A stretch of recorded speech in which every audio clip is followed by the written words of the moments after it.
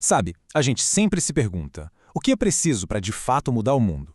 Bom, hoje nós vamos dar uma olhada em 13 pessoas que nos dão algumas respostas bem inspiradoras.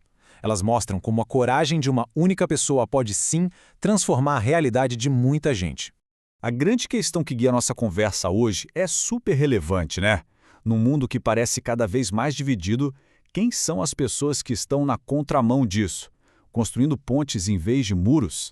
E o que a gente encontrou foram 13 respostas. Pessoas que têm em comum uma característica bem rara, a ousadia. Elas simplesmente ousam levantar a voz, mergulhar em passados que muitos preferem esquecer e às vezes até arriscar a própria vida por um futuro mais justo. Ok, vamos começar pelo começo. A primeira forma de ousadia que a gente vai ver é a de desafiar as narrativas oficiais. São pessoas que estão, na prática, mudando o presente ao recontar o passado e dar voz àqueles que foram silenciados. E essa reescrita da história acontece de várias maneiras, sabe? Pode ser cavando fundo em arquivos coloniais para revelar verdades escondidas ou até filmando uma jornada pessoal em busca das próprias origens.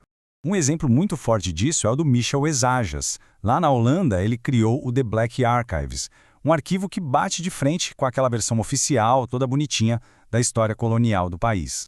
O trabalho dele não é só sobre o passado, entende? É uma afirmação muito poderosa sobre justiça e sobre o direito de pertencer ao presente. E às vezes, essa vontade de desafiar a história nasce de uma tragédia pessoal. Em 1985, a erupção do vulcão Nevado del Ruiz, na Colômbia, matou 25 mil pessoas e mudou a vida de tantas outras para sempre. A Jennifer Della Rosa foi uma das crianças que, depois do desastre, foi adotada na Espanha. Hoje, ela documenta a busca pela mãe biológica. E ao fazer isso, ela não está só procurando a família dela. Ela está questionando e expondo as falhas de todo um sistema que decidiu o destino dela sem nunca perguntar. Certo? Depois de reescrever a história, o próximo passo dessa ousadia é exigir justiça. É ir lá e enfrentar de frente os sistemas que continuam gerando desigualdade. No Paquistão, por exemplo, o sistema legal muitas vezes deixa as mulheres na mão. Mas aí entra em cena a advogada Khushbakt Shah Julani. Ela está mudando esse jogo, usando a lei e até a tecnologia de um jeito inovador, e conseguiu a primeira condenação por violência psicológica de gênero no país. É histórico.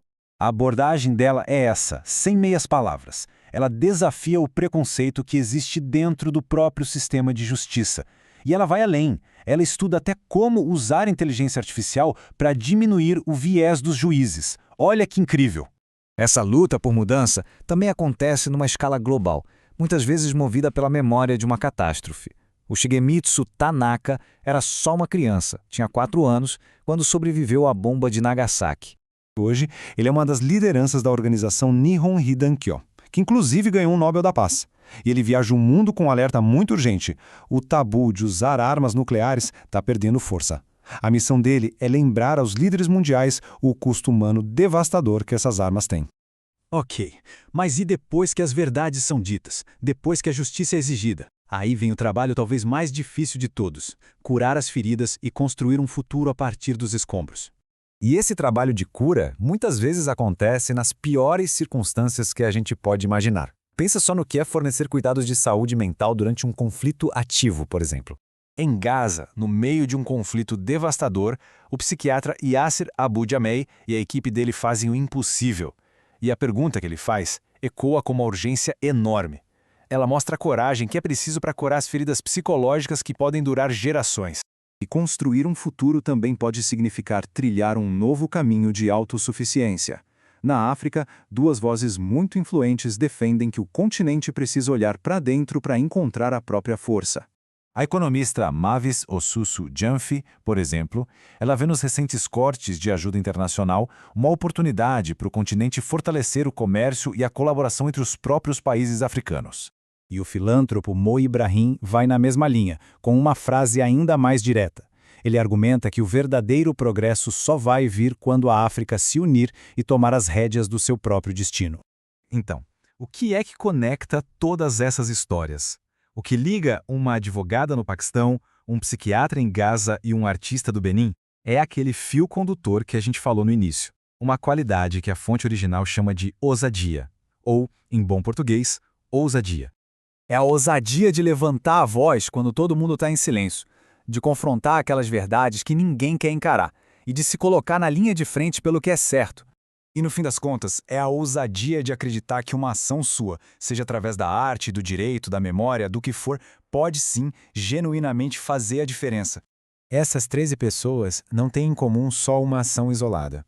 Elas compartilham uma forma de estar no mundo, uma forma que é definida pela coragem e pela convicção.